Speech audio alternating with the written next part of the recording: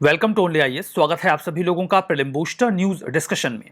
आज 28 सितंबर 2022 है, तो आइए देख लेते हैं कैसे कौन से इंपॉर्टेंट आर्टिकल्स हैं जो आज हमें कवर करने हैं। हमारा first article attorney general of India के बारे में है। सीनियर एडवोकेट मुकुल रोहतगी जी ने अभी हाल ही में गवर्नमेंट का जो ऑफर था अटॉर्नी जनरल ऑफ इंडिया बनने का, उसको डिक्लाइन कर दिया है, मना कर दिया है। क्यों मना कर दिया मुझे नहीं पता, क्योंकि उन्होंने बताया नहीं। हालांकि मैं आपको बता दूं कि इसके पहले उन्होंने इंटरेस्ट दिखाया था कि वो अटॉर्नी जनरल ऑफ इंडिया बनना चाहते हैं। दैट वाज द रीज़न कि सरकार ने उनको ऑफर भी किया, लेकिन उन्होंने मना कर दिया। मीडिया वालों ने पूछा तो उन्होंने कहा मुझे सेकंड थॉट आया, जिसके बाद मैंने डिक्लाइन किया। बात करते हैं अटॉर्नी जनरल ऑफ इंडिया के बारे में। कॉन्स्टिट्यूशन ऑफ इंडिया जो है, भारत का जो संविधान है, वो अटॉर्नी जनरल को एक स्पेशल प्लेस देता है। स्पेशल प्लेस किस प्रकार का है आप समझ जाओगे। ये गवर्नमेंट ऑफ इंडिया के पहले लॉ ऑफिसर होते हैं और ये देश के किसी भी कोर्ट में हियरिंग कर सकते हैं, ये अधिकार इनके पास होता है। आर्टिकल 76 का क्लॉज 1 ये मेंशन करता है कि इनका अपॉइंटमेंट प्रेसिडेंट के द्वारा किया जाता है। क्वालिफिकेशन ये है कि उनके पास सुप्रीम कोर्ट का जज बनने की योग्यता होनी चाहिए। आर्टिकल 76 का क्लॉज 4 ये बताता है कि अटॉर्नी जनरल अपना office pleasure of the president के आधार पर ही अटेन करते हैं, मतलब जब प्रेसिडेंट चाहें तब उन्हें उनके पद से हटा सकते हैं। यहाँ पे प्रेसिडेंट का अगर आप प्रैक्टिकल मतलब समझोगे तो गवर्नमेंट मिलेगा, क्योंकि प्रेसिडेंट तो गवर्नमेंट या फिर काउंसिल ऑफ मिनिस्टर्स की एड एंड एडवाइस पर ही काम करते हैं। उन्हें रेन्यूमरेशन वो मिलेगा जो प्रेसिडेंट डिटरमाइन करेंगे। समझ रहे हो आप। पावर्स एंड फंक्शंस की बात करें तो आर्टिकल 76 के क्लॉज 2 में इसका जिक्र मिलता है, जहां पे ये कहा गया है कि attorney general government of India को एडवाइस देंगे सभी लीगल मैटर्स पे। वो सभी ड्यूटीज परफॉर्म की जाएंगी उनके द्वारा जो लीगल कैरेक्टर की हैं, या समय समय पर अगर उन्हें कोई काम असाइन किया जाता है प्रेसिडेंट के द्वारा तो वो उसे भी कंप्लीट करेंगे। अटॉर्नी जनरल को लेकर ये उम्मीद की जाती है कि वो अपने फंक्शंस को परफॉर्म करेंगे कॉन्स्टिट्यूशन के एम्बिट में, या जो लॉज इंडिया में वर्क करते हैं, जो फोर्स में हैं, उनके आधार पर भी जो काम होगा वो उसे कंप्लीट करेंगे। आर्टिकल 88 ये मेंशन करता है कि अटॉर्नी जनरल ऑफ इंडिया के पास अधिकार होगा कि वो पार्लियामेंट की प्रोसीडिंग्स में पार्टिसिपेट कर सकते हैं, वहाँ पर बोल सकते हैं। दोनों हाउस के में से किसी भी हाउस की सिटिंग में वो जा सकते हैं, ज्वाइंट सिटिंग में भी जा सकते हैं, पार्लियामेंट की किसी कमेटी का हिस्सा भी बन सकते हैं अगर उन्हें एज ए मेंबर नेम किया जाए तो। हालांकि उनके पास पार्लियामेंट में वोट करने का राइट नहीं होगा, क्योंकि इंडिया एक डेमोक्रेटिक कंट्री है और वो वोट नहीं कर सकता जिसे इलेक्ट ना किया गया हो या वो पार्लियामेंट्री प्रोसीजर का हिस्सा ना हो। जैसे जो नॉमिनेटेड मेंबर होते हैं उन्हें वोटिंग राइट दिया जाता है, ये हमारे कॉन्स्टिट्यूशन का पार्ट है। हमारा नेक्स्ट आर्टिकल एवी गैस 100 LL के बारे में है। सेंट्रल गवर्नमेंट ने भी हाल ही में इंडिजीनियसली डेवलप्ड एविएशन फ्यूल एवी गैस 100 LL लॉन्च कर दिया है। देखिए, कई सारे जो एयरक्राफ्ट्स होते हैं उसमें एक स्पेसिफिक टाइप ऑफ फ्यूल इस्तेमाल होता है जिसे एविएशन फ्यूल या एविएशन गैस कहा जाता है।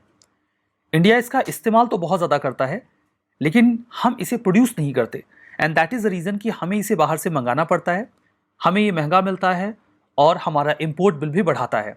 अच्छी बात है कि हमने हाल फिलहाल में इसे इंडिजीनियसली डेवलप कर लिया है।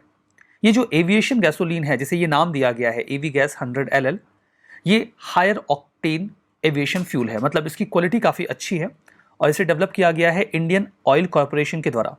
ये स्पेशल एविएशन फ्यूल इस तरीके से डिज़ाइन किया गया है कि टर्बोचार्ज जो पिस्टन इंजन्स होते हैं या फिर UAV unmanned aerial vehicles, drones, उनमें भी इस्तेमाल किया जा सकेगा। Directorate general of civil aviation ने इसे सर्टिफाई भी कर दिया है।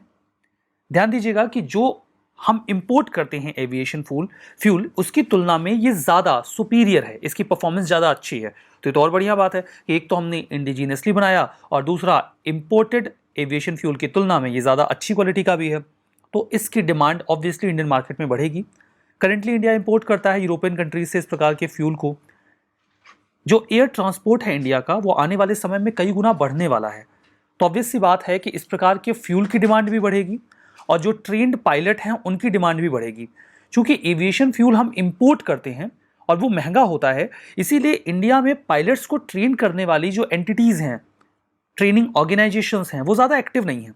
इसीलिए यहाँ पर अगर किसी को ट्रेनिंग लेनी होती है तो फिर उसे US या फिर यूरोपियन कंट्रीज़ में जाना होता है। चूँकि अब ये फ्यूल हमारे यहाँ मिलेगा और वो कंपैरेटिवली सस्ता होगा, तो यहाँ पर फ्लाइंग ट्रेनिंग ऑर्गेनाइजेशंस या ट्रेनी एयरक्राफ्ट जो हैं वो और बड़ी संख्या में आएंगे और पायलट्स को ट्रेनिंग लेने के लिए यूरोपियन कंट्रीज़ में या अमेरिका में नहीं जाना पड़ेगा, जो कि काफ़ी महंगा हो जाता है। एवी गैस 100 का जो लॉन्च है ये आने वाली जो थ्राइविंग एविएशन इंडस्ट्री है उसके लिए काफ़ी ज़रूरी है।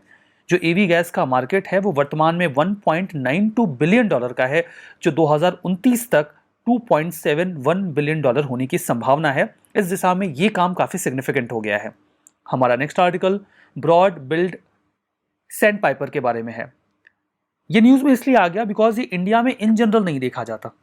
फॉर द फर्स्ट टाइम इसे नंजारैन टैंक बर्ड सेंचुरी में स्पॉट किया गया तमिलनाडु में, and that is the reason कि ये न्यूज़ में आ गया। ये एक माइग्रेटरी बर्ड स्पीसीज है। इस सेंचुरी के आसपास तो ये कम से कम अभी तक नहीं दिखी है, पहली बार दिखी है। ये नॉर्डिक कंट्रीज में इन जनरल पाया जाता है, जैसे कि नॉर्वे, स्वीडन, फिनलैंड। इसके अलावा साइबेरिया के रीजन में भी मिल जाता है।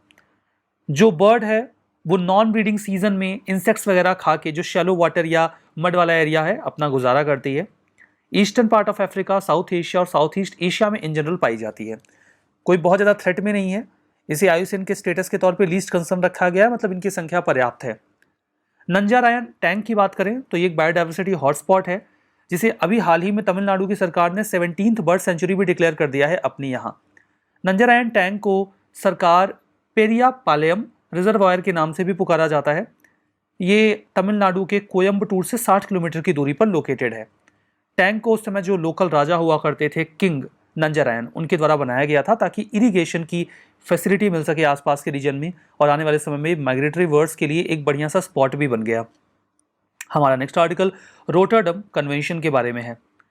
इंटरनेशनल ट्रेड जो है वो 2 नए हैजार्डस पेस्टिसाइड्स का अभी हाल ही में रिकमेंड कर दिया गया है अंडर रोटरडम कन्वेंशन। इनके नाम हैं एप्रोडियोन और टर्बोफॉस। ठीक है, तो एप्रोडियोन और टर्बोफॉस अगर न्यूज़ में आ जाएं तो आप समझ जाओ कि पेस्टिसाइड्स हैं जो हैजार्डस भी हैं, और इन्हें अभी रिकमेंड कर दिया गया है प्रायर इन्फॉर्म्ड कंसेंट के फॉर्म में रोटरडम कन्वेंशन के प्रोसीजर के एम्बिट में। इसका मतलब ये है कि अगर कोई कंट्री ये पेस्टिसाइड दूसरी कंट्री को भेज रही है तो उन्हें ये बताना होगा कि देखिए ये जो पेस्टिसाइड है ये हैजार्डस है, तो आप हमें ये कंसेंट दो कि हम आपको ये भेजें। ऐसा नहीं है कि आपने चुपके से ये भेज दिया और सामने वाली कंट्री को पता भी नहीं है कि कितना हार्मफुल है और वो उसका इस्तेमाल कर रहे हैं। नहीं, आपको बताना होगा कि ये हार्मफुल है और आप इसकी कंसेंट हमें दीजिए, उसके बाद हम आपको ये एक्सपोर्ट करेंगे। तो ये फंडामेंटल रोटरडम कन्वेंशन का पार्ट है। रोटरडम कन्वेंशन का बेसिक ऑब्जेक्टिव तो ये है कि जो ह्यूमन हेल्थ है, दो चीज़ों को ये प्रोटेक्ट करते हैं। एक तो ये ह्यूमन हेल्थ को प्रोटेक्ट करते हैं और दूसरा ये इन्वायरमेंट को प्रोटेक्ट करते हैं। तो ह्यूमन हेल्थ और इन्वायरमेंट को प्रोटेक्ट किया जाता है जो हैजार्डस पेस्टिसाइड्स होते हैं उनसे, और ऐसा करते वक्त इनके एक्सपोर्ट इंपोर्ट में प्रायर इन्फॉर्म्ड कंसेंट का मैकेनिज्म होता है कि आप सामने वाले को बताओगे, जानकारी दोगे उसके बारे में, उसके बाद इसका ट्रेड होगा। इसके लिए जो प्रायर इन्फॉर्म्ड कंसेंट प्रोसीजर है, जिसे पीआईसी कहा जाता है, ये रोटरडम कन्वेंशन के एम्बिट में 2004 में इफेक्टिव हुआ। वैसे ये कन्वेंशन तो 1998 में आ गया था, बट ये इफेक्टिव हुआ 2004 में। तो ये इंटरनेशनल ट्रीटी है जो इन्फॉर्म्ड डिसीजन मेकिंग को हेल्प करती है हैजार्डस केमिकल्स के ट्रेड में। लीगली बाइंडिंग इंस्ट्रूमेंट है, मतलब जो इसने भी इसको साइन किया है वो इसको फॉलो करेगा। 2006 में इंडिया ने इस कन्वेंशन के तौर पे खुद को शामिल किया, वो इसका हिस्सा बना। ऑब्जेक्टिव ये है कि हम इस बात को एक्नॉलेज करें कि केमिकल्स या हैजार्डस पेस्टिसाइड्स वगैरह का स्प्रेड ना हो, ये शेयर्ड रिस्पॉन्सिबिलिटी है, ये सभी की जिम्मेदारी है, और इसको इफेक्टिव बनाने के लिए हमें कोऑपरेटिव एफर्ट्स करने होंगे। इंटरनेशनल ट्रेड को अगर हम लिमिट करना चाहते हैं इस प्रकार के हैजार्डस केमिकल्स के एम्बिट में, तो ज़रूरी है, क्योंकि ये ह्यूमन हेल्थ और एनवायरनमेंट दोनों के लिए ज़रूरी है कि इनको रोका जाए या लिमिट किया जाए। एनवायरमेंटली साउंड यूज़ हो इस प्रकार के हैजार्डस केमिकल का। अगर जो कंट्री इंपोर्ट कर रही है उसको पता है तो फिर वो उसको गाइडलाइन जारी करेंगे, भाई इसका इस्तेमाल इस तरीके से होना चाहिए या किस प्रकार से इसका इस्तेमाल होना चाहिए। इन दोनों की बात करते हैं जिन्हें अभी हाल ही में इस गाइडलाइन के एम्बिट में लाया गया है, दैट इज एप्रोडियोन और टर्बोफॉस। एप्रोडियोन जो है ये फंजीसाइड के तौर पे यूज़ किया जाता है वाइन्स में, फ्रूट्स में, ट्री या वेजिटेबल्स में। जो फंगई लग जाते हैं तो उससे ये सब खराब हो जाते हैं, तो उनसे बचाने के लिए एप्रोडियोन का इस्तेमाल किया जाता है। ये कार्सियोजेनिक है, मतलब इससे कैंसर हो सकता है, और टॉक्सिक भी होता है रिप्रोडक्शन के पर्पज से, तो इसलिए इस पर ध्यान देने की आवश्यकता है। टर्बोफॉस की बात करें तो ये सॉइल इंसेक्टिसाइड है। सॉइल में जो कीड़े वगैरह होते हैं उनको मारने के लिए इसका इस्तेमाल किया जाता है। जैसे कई बार ये जो कीड़े हैं ये कई सारी फसलों को बर्बाद कर देते हैं। शोरगम जो ज्वार होता है, मेज और पोटैटोज, उनकी फसलों को बचाने के लिए टर्बोफॉस का इस्तेमाल किया जाता है। ये एक्वेटिक ऑर्गेनिजम्स के लिए बहुत खतरनाक होता है, टॉक्सिक होता है, उनकी जान ले लेता है। दोनों ही पेस्टिसाइड्स का हार्मफुल इम्पैक्ट है एग्रीकल्चर में, ह्यूमन हेल्थ और एनवायरमेंट में भी। 2015 में जो अनुपम वर्मा कमेटी की रिपोर्ट आई थी केमिकल्स के ऊपर, उन्होंने इसके यूज़ को अप्रूव कर दिया था, मतलब एप्रोडियोन और टबुफॉस को बोला था कि ठीक है इसका इस्तेमाल कर सकते हो। और कुछ एक देश जो इन्हें एक्सपोर्ट करते हैं उनमें इंडिया भी है, तो इंडिया को भी अब प्रायर इन्फॉर्म कंसेंट का ये मामला एक्सेप्ट करना होगा, संज्ञान में लेना होगा। हमारा नेक्स्ट आर्टिकल RH-200 के बारे में है। RH यहाँ एक शॉर्ट फॉर्म है, एब्रीविएशन है रोहिणी का, मतलब ये जो रॉकेट्स हैं ये रोहिणी सीरीज के हैं, तो इनको शॉर्टकट में RH कह दिया जाता है। हाल ही में जो इसरो है वो प्लान कर रहा है 200th सक्सेसफुल लॉन्च। हम 200वां लॉन्च करने वाले हैं रोहिणी RH-200 का। RH is abbreviation for Rohini. ये साउंडिंग रॉकेट है। अब साउंडिंग रॉकेट क्या होते हैं ये ज़रूरी है आपके लिए जानना। देखिए यहाँ पे बताया गया साउंडिंग रॉकेट के बारे में, पहले बेसिक जानकारी ले लेते हैं। यहाँ पे RH-200 Rohini sounding rocket family का ही एक रॉकेट है, जिसे एटमॉस्फेयर की स्टडी के लिए भेजा जाता है। 40 किलोमीटर जो हाइट है उससे लेकर 160 किलोमीटर की हाइट के बीच का जो एरिया होता है, वहां पर अगर कोई इक्विपमेंट हम भेज रहे हैं तो वो वहां बढ़िया से काम करेगा कि नहीं, वहां का एटमॉस्फेयर कैसा है, उसे स्टडी करने के लिए साउंडिंग रॉकेट्स भेजे जाते हैं। तो मैंने आपको यहीं पे बता दिया कि जो साउंडिंग रॉकेट्स होते हैं वो in general upper atmospheric region को स्टडी करने के लिए भेजे जाते हैं कि वहां की स्थितियां क्या हैं। अभी तक जो RH-200 है उसके 198 सक्सेसफुल फ्लाइट्स हो चुकी हैं। 2 स्टेज का ये रॉकेट होता है, 70 किलोमीटर की हाइट तक जा सकता है। जो पहला स्टेज और सेकंड स्टेज है RH-200 का, ये जो सॉलिड मोटर्स हैं उनके जरिए काम करता है, और ये पेलोड्स वगैरह कैरी करते हैं जिनसे एक्सपेरिमेंट वगैरह होते हैं। 200 ये फंडामेंटली डिनोट करता है रॉकेट का डायामीटर, ठीक है, मिलीमीटर में कि कितना इसका डायामीटर है, दैट इज 200।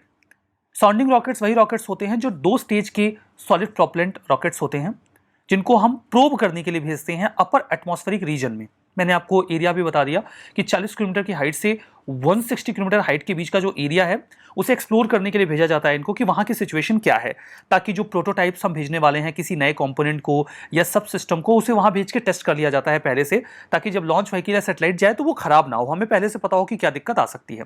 साउंडिंग रॉकेट की बहुत बढ़िया हिस्ट्री रही है।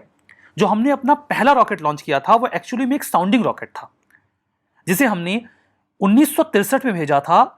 डेट है 21 नवंबर। मैं आपको बता देता हूं, कभी आप साइंस एंड टेक वगैरह पे कुछ लिख रहे हो और आपको इंडिया के स्पेस टेक की या स्पेस हिस्ट्री लिखनी हो तो आप 21 नवंबर की डेट याद रखिएगा, बिकॉज ये वो दिन था जिस दिन हमने अपना पहला रॉकेट लॉन्च किया, और वो एक साउंडिंग रॉकेट था जिसके माध्यम से हम स्पेस को एक्सप्लोर करने जा रहे थे।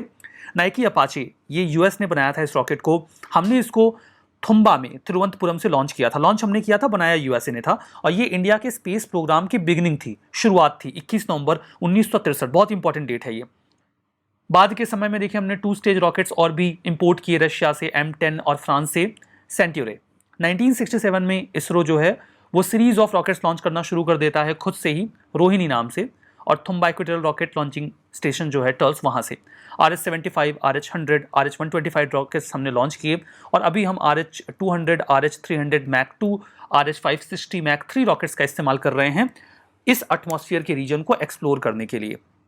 हमारा नेक्स्ट आर्टिकल ऑपरेशन मेघ चक्र के बारे में है। हाल ही में CBI ने इन्वेस्टिगेशन कंडक्ट किया है। ऑपरेशन का कोड नेम है मेघ चक्र। ऑपरेशन मेघ चक्र पैन इंडिया लेवल की ड्राइव है, जहां पर सेक्सुअल अब्यूज मटेरियल जो बच्चों से रिलेटेड है, अगर वो शेयर और सर्कुलेट हो रहा है ऑनलाइन मोड में तो उसको चेक किया जाएगा। ऑपरेशन को इस लिहाज से शुरू किया गया क्योंकि इंटरपोल का जो सिंगापुर स्पेशल यूनिट है उसने इन्फॉर्म किया था कि child sexual abuse material digital domain में सर्कुलेट किया जाता है इंडिया में, और ये सही नहीं है। CBI ने ऐसी एक्सरसाइज जो है वो ऑपरेशन कार्बन के नाम से शुरू की थी 2021 में, जो 13 स्टेट्स और 1 UT में लॉन्च की गई थी। कुछ और भी स्टेप्स लिए गए हैं CBI के द्वारा चाइल्ड सेक्सुअल अब्यूज को रोकने के लिए। CBI लगातार, मतलब एक उन्होंने स्पेशल यूनिट बनाई थी 2019 में, online child sexual abuse and exploitation prevention investigation. 2019 में इसको बनाया गया था ताकि जो ऑनलाइन कंटेंट है उसे चेक किया जाए जो बच्चों से संबंधित है, जिसे सर्कुलेट या यूज किया जाता रहता है। ठीक है, अब यहां पर देखिए इसके अतिरिक्त वहां पे जो OCSAE 2019 में बना था, ये ऑनलाइन चाइल्ड सेक्सुअल अब्यूज और एक्सप्लॉयटेशन के जो मटेरियल्स हैं उनको इन्वेस्टिगेट करता है, मामलों को इन्वेस्टिगेट करता है, इन्वेस्टिगेटिव इंफॉर्मेशन को कलेक्ट करके देखता है कि कौन कौन इसमें इन्वॉल्व है, उन्हें कैच किया जाता है और पनिश किया जाता है। हमारा next article Caribbean community Nations यानी कि कैरिकॉम के बारे में है। इंडिया और कैरिकॉम के जो देश हैं उन्होंने मिलकर ये मसौदा तैयार किया है कि वो एक साथ काम करेंगे फूड और एनर्जी सिक्योरिटी को मेंटेन करने में और क्लाइमेट चेंज को लड़ने में। आइलैंड कंट्रीज को सबसे ज्यादा नुकसान होगा क्लाइमेट चेंज की वजह से, बिकॉज उनके डूब जाने का खतरा होगा। बात करते हैं कैरिकॉम की। कैरिकॉम को 4 जुलाई 1973 को बनाया गया था। ट्रीटी ऑफ चागुआरामास के साइन हो जाने के बाद 20 देश इसमें शामिल हैं, जिसमें 15 मेंबर स्टेट्स हैं और 5 एसोसिएट मेंबर्स हैं। कैरिकॉम के कंट्रीज नॉर्थ में बहामास से लेकर साउथ में गुयाना और सूरीनाम तक फैले हुए हैं। कैरिकॉम में जो भी देश शामिल हैं वो इन जनरल डेवलपिंग कंट्रीज हैं। 2 देशों को अगर छोड़ दिया जाए, जैसे कि बेलीज जो सेंट्रल अमेरिका में है और गुयाना और सूरीनाम जो कि साउथ अमेरिका में है, तो ये तो देखिए कॉन्टिनेंट पे आते हैं। बाकी सभी मेंबर और एसोसिएट मेंबर्स आइलैंड स्टेट्स हैं, मतलब उनको खतरा है।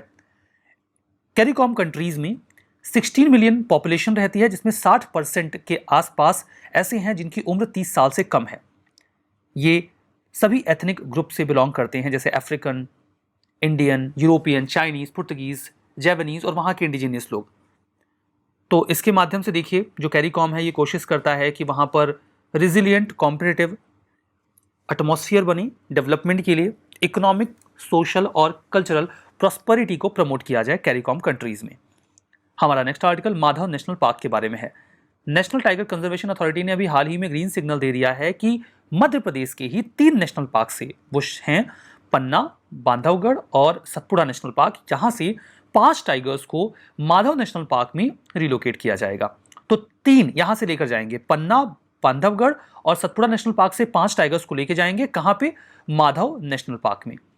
शिवपुरी टाउन में मध्य प्रदेश में माधव नेशनल पार्क लोकेटेड है, अपर विंध्यन हिल्स में। मुगल्स और ग्वालियर के महाराजा का हंटिंग ग्राउंड रहा। उन लोगों ने यहाँ पे खूब सारे जानवरों को मारा, जिन्हें आज हमें बचाना पड़ रहा है। ये काम ना हुए होते तो शायद इसकी ज़रूरत ना पड़ती। 1958 में इसे नेशनल पार्क का स्टेटस दिया गया। बायोडाइवर्सिटी के फॉर्म में हमें यहाँ बढ़िया फ्लोरा फौना मिल जाता है। कई सारे जीव मिलेंगे, जैसे कि नीलगाय, चिंकारा, चौसिंगा, डियर जिसमें चीतल, सांभर और बाकिंग डियर आते हैं।